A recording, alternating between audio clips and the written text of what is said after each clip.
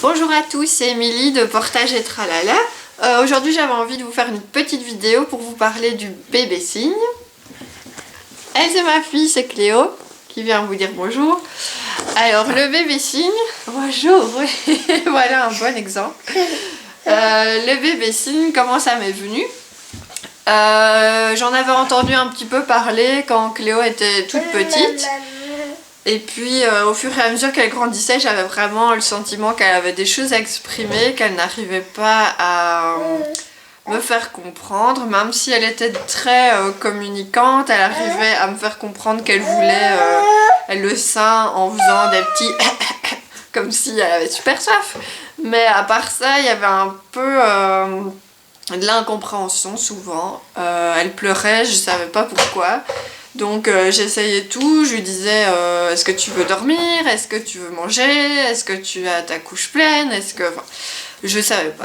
Donc je me suis un peu renseignée sur le bébé cygne en achetant des livres, mais malheureusement c'était beaucoup de livres français, donc sur la langue des signes pour les bébés, la langue des signes française, donc il faut savoir qu'il y a des différences comme la langue parlée, il y a des signes différents en fonction des régions, des pays. Et donc, la langue des signes française a quand même beaucoup de différences avec la langue des signes belge. Donc, je signais quelques mots, mais voilà, j'étais pas hyper convaincue d'utiliser la langue des signes française, alors que Cléo est belge, habite en Belgique et pourrait rencontrer par la suite des personnes sourdes et muettes qui pratiquent la langue des signes belges.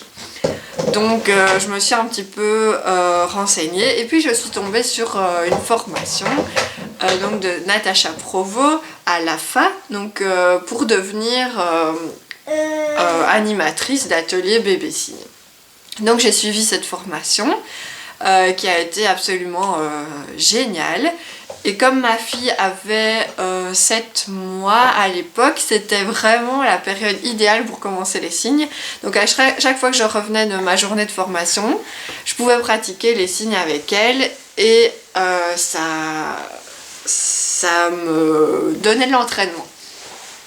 Donc j'ai commencé à signer avec elle en lui lisant des histoires. Donc je signe quelques mots, donc le bébé cygne n'est pas...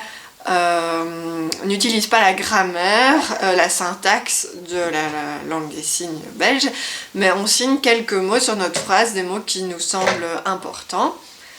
Et donc j'ai commencé par les histoires, puis par les chansons, avec celles que j'apprenais à la formation.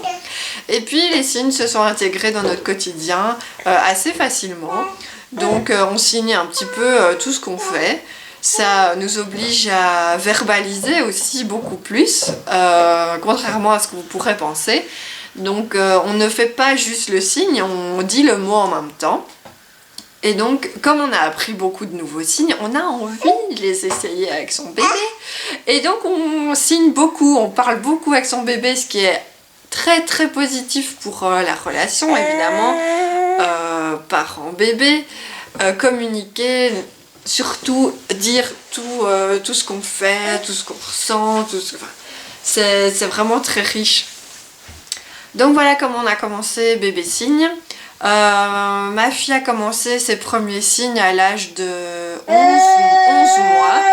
Elle a commencé par le signe encore, qui était plutôt comme ça au début, encore. Donc le signe a évolué au fur et à mesure que sa motricité fine évoluait. Et donc maintenant, elle signe très bien encore. Les mots, les signes sont arrivés au fur et à mesure quand elle a grandi. Là maintenant, elle va sur ses 14 mois et elle signe quand même pas mal de mots. Elle signe dormir, elle signe encore, elle signe la banane. Elle signe... Qu'est-ce que tu signes ma chérie? Ah, elle signe le bain. Elle signe jouer. Enfin voilà, plein de signes qui l'intéressent. Et donc notre communication s'est vue enrichie de beaucoup de compréhension. Donc elle n'a plus besoin de hurler et de crier comme elle pouvait le faire avant. Elle s'exprime par les signes. Elle se fait très très bien comprendre.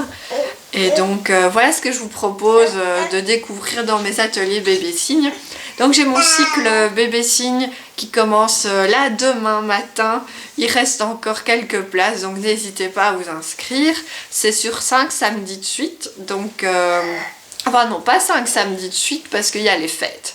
Donc c'est 3 samedis en décembre, puis on saute 2 samedis pour la Noël, la nouvelle année. Et on se revoit 2 samedis en janvier.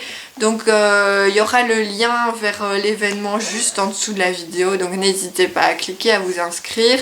C'est un moment agréable à venir passer avec nous, avec votre bébé, d'autres parents. C'est l'occasion de se rencontrer, d'échanger. Boum!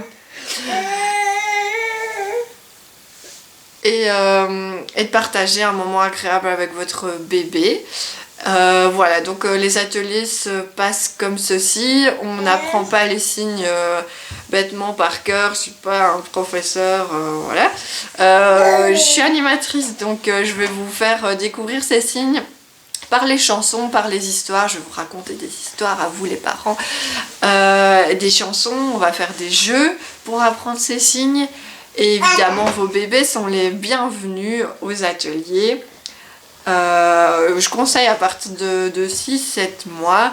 Comme ça les bébés commencent vraiment à être attentifs aux signes et vous ne vous découragez pas en vous disant bah, mon bébé signe pas encore, c'est tout à fait normal.